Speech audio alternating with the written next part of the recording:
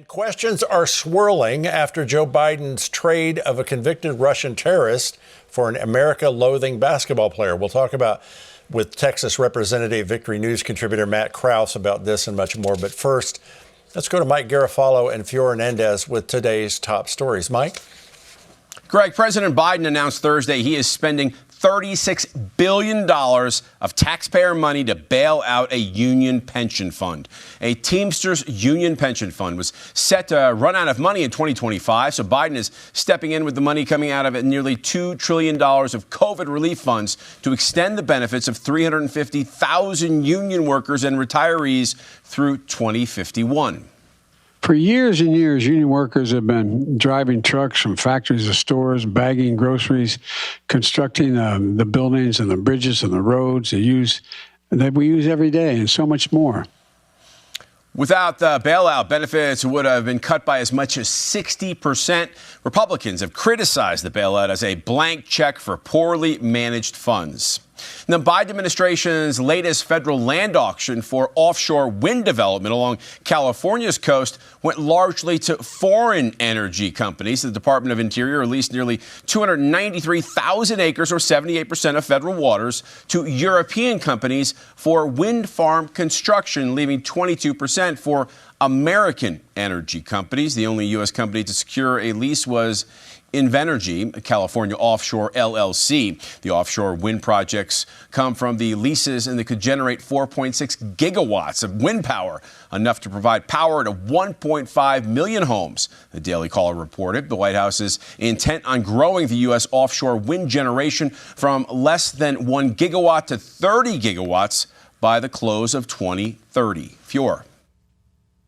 Mike, after 10 long months, WNBA star Brittany Griner was freed from a Russian prison Thursday, traded for arms dealer Victor Bout, a Russian convicted in the U.S. for selling arms to al-Qaeda and the Taliban.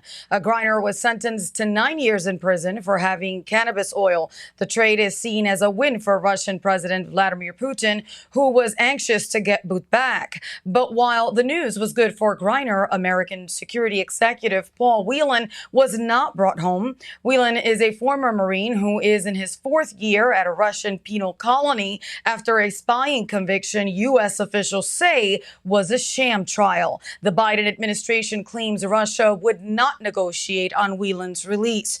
And the family and friends of Mark Fogel, an American history teacher serving a 14-year sentence for carrying an ounce of medical marijuana, are dismayed more isn't being done to help him.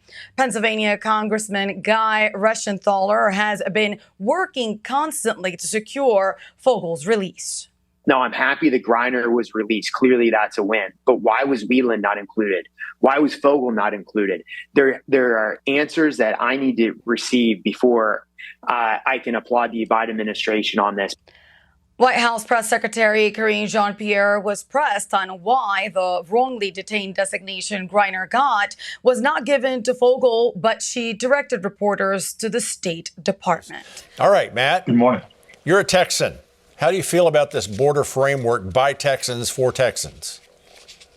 Oh, I think it's great. If I thought that President Biden would give any credence to it, would listen to it at all, I would be thrilled. I think the Texas delegation has laid out exactly what we need to do to protect our citizens from, as Dan Crenshaw said, this failed border state run by the cartels on the Mexican side. But President Biden was in Arizona the other day, and they said, why don't you go to the border and see for yourself what's going on? Said he had more important things to do, which if you're here in Texas and you've seen the effects of the sieve that's at our border, you know that's about the most important thing government can take a look at. And so I don't have much confidence the president will, but I wish he would because it's a good plan. Okay, now Crenshaw says cartels are at war with the United States, and you heard that we've lost the Mexican cartel boss. He's also known as La Barbie. How does the Bureau of Prisons manage to misplace a vicious killer? You know, it's fiction stranger than life, right?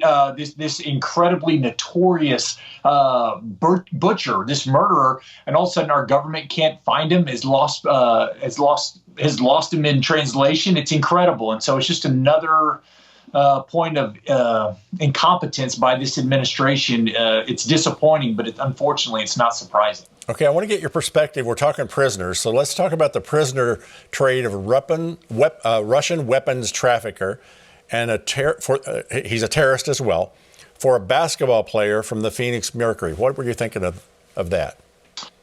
You know, I echo the sentiments of the congressman earlier from Pennsylvania, where he said, hey, it's always good when we bring an American home.